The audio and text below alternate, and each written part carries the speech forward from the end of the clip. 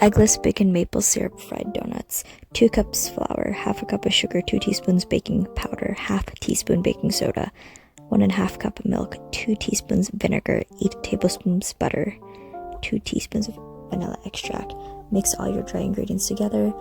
Let the vinegar and the milk sit for about 5 minutes to thicken, and then mix the rest of your vanilla extract and butter. Here's the glaze. 2 1/4 cup of powdered sugar, 2 teaspoons vanilla extract, 4 tablespoons milk, 6 tablespoons maple syrup, and then cinnamon and nutmeg to taste. Dip it, drizzle some bacon, and then top it all off with some caramel drizzle. I actually fried these by putting in a piping bag because, yeah, it was just much easier than baking it. She's beautiful.